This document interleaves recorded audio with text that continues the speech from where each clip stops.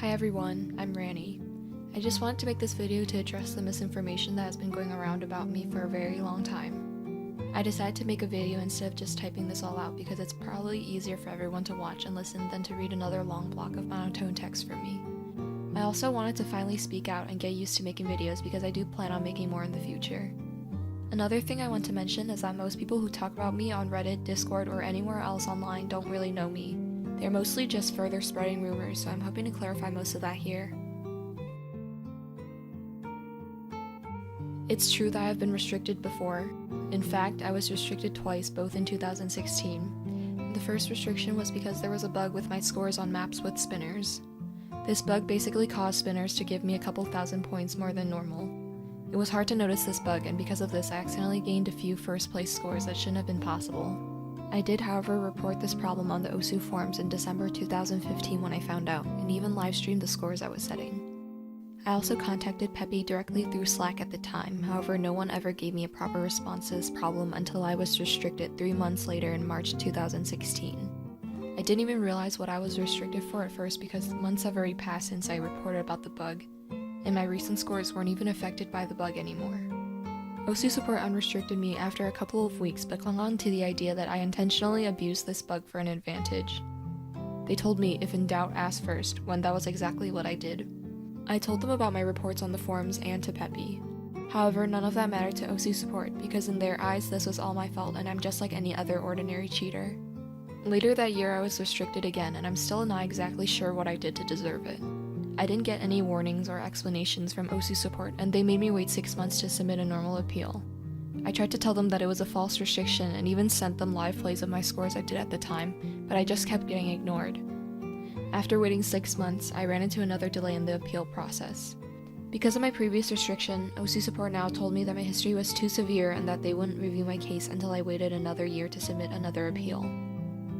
Following OSU support's instructions, I wouldn't be able to appeal until August of 2018. I was restricted all the way back in September of 2016, which meant I would have had to wait 2 entire years until I could go through a prolonged appeal process when I didn't even know what I had done wrong. It felt almost as if they were encouraging me to admit to the cheating that I never did just so they can justify this restriction. This was extremely upsetting to me, and at this point some of my friends even started to doubt me because normally a false restriction should have been taken care of already.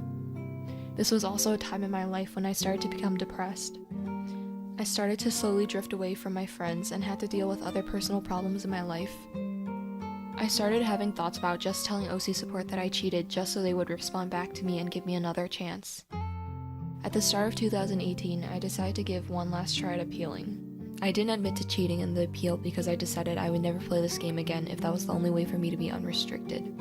I had to remind myself that I had done nothing wrong and just resent all my previous live plays, along with a few more that I had recorded at the time to OSU support. I didn't even care whether or not I would be unrestricted at that point anymore.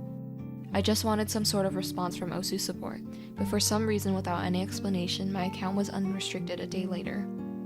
All I received was the default unrestriction message and later found out that my account was pretty much wiped. Some players have had their suspicions about me ever since I came back in 2018.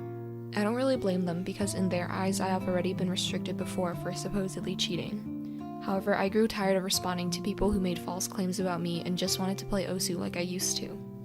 I started ignoring everyone from the community who didn't know me and just tried my best to avoid all the rumors going around. The suspicions and rumors continued to grow, but I just kept playing normally because I wasn't doing anything wrong. Some people from the OSU community became very attached to the idea that I was a cheater and should be restricted again. This escalated to the point where some of these people who really wanted me gone from OSU would do anything to make that happen, even if they had to do so illegally. This led to the incident that happened between 2018 and 2019. I want to mention that what happened during this time is still a very sensitive topic for me, so I don't really want to go into it in this video. I already did a write-up on Twitter going into detail about exactly what happened during that period of time, so if you're interested, I highly suggest reading it instead of just listening to other people's perspectives and speculations. I'm only including it in this video because people keep bringing it up, and it's too painful for me to just ignore. I know that a lot of people still have doubts about my claims, but some players in the community actually witnessed it happening and even tried to help me. I promise that everything I wrote about did happen to me. Around the start of summer last year, I was moving back home and my life started getting busier than expected. This led to me missing 2 matches for the Suiji tournament. I decided not to join any more tournaments until things were more stable in my life. Shortly after, I was forced to move back out before summer ended, and during that same time, I was invited to the United States Cup tournament by Wowie to play for Illinois. I told Wowie that it was very unlikely that I would be playing, but I ended up joining anyway in case I did get to play because there wasn't really anyone else to invite. The team was thrilled when I decided to join, but I really didn't mean to bring anyone's expectations up. Things got worse for me at home and I had to leave abruptly. I left without a lot of my belongings, including my hardware for OSU during the middle of the crisis that we're still in. Because of this, I didn't show up for any of the matches in the United States Cup tournament. A lot of people, including my team, were upset at me for not showing up, but this was mostly due to miscommunication since I rarely had the chance to reply back to them. People started speculating on why I suddenly stopped playing and ghosted my last 2 teams like that. Some people brought up theories about how this was all related to me being a cheater, and some people went as far as to offer me money to log back in and set scores in order to clear my suspicions. However, I couldn't accept the offers due to the situation I was in. I'm currently still away from home, but recently started a new job, so my life is a bit more stable now.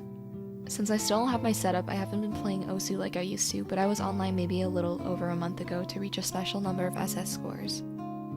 When the world goes back to normal, I'm planning to move again to a place where I can actually get a proper setup, and maybe then I can also start streaming again. I hope that this video helped clarify a lot about me.